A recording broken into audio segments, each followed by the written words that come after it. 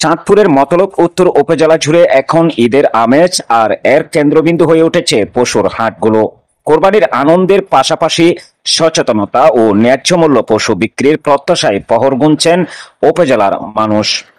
পবিত্র ঈদ উল আজহা উপলক্ষে মতলব উত্তর উপজেলায় জমে উঠেছে স্থায়ী অস্থায়ী মিলিয়ে 19টি পশুর হাট।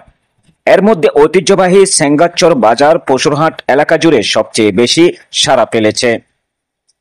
এই উপজেলার বিভিন্ন হাটে দেশি জাতের গরু, ছাগল সহ নানা জাতের কোরবানির পশু কেনাবেচা হচ্ছে। প্রতিটি হাটেই ক্রেতা বিক্রেতার ভিড়, পশুপ্রেমীদের সরব উপস্থিতি এবং নজর কাড়া বড় গরু এখন হাটের প্রধান আকর্ষণ।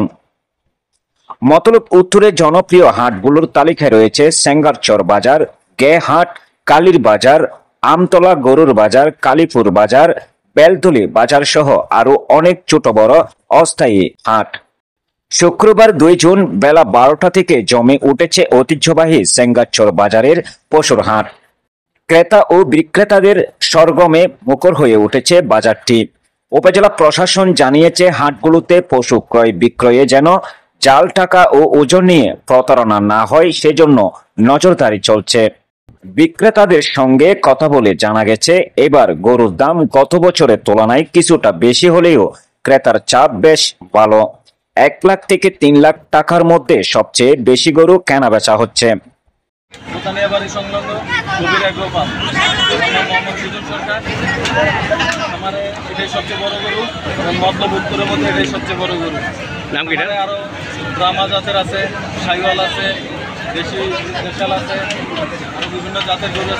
সেঙ্গারচর বাজার হাটের ইজারাদারের পক্ষে বিল্লাল ফরাজি বলেন, এই হাটে দেশের বিভিন্ন অঞ্চল থেকে গরু আসে।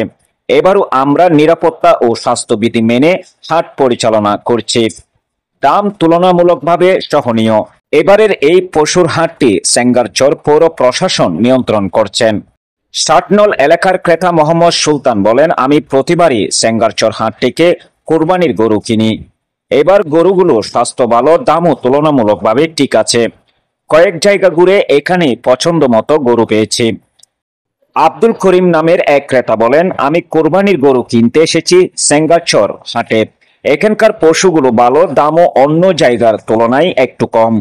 মতলব উত্তর উপজেলা প্রাণী সম্পদ কর্মকর্তা ডাক্তার শ্যামল চন্দ্র দাস জানান, আমাদের ভেটেরিনারি টিম প্রতিটি হাটে কাজ করছেন।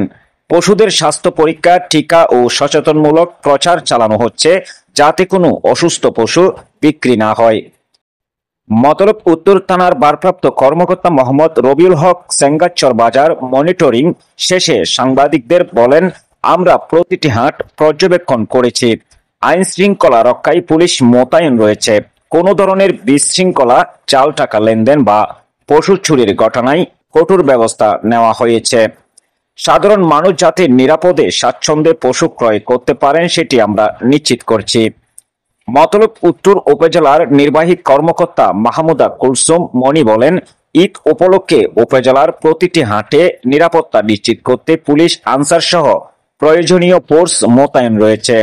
অসাধু ব্যবসায়ীদের বিরুদ্ধে ব্যবস্থা নেওয়া হবে।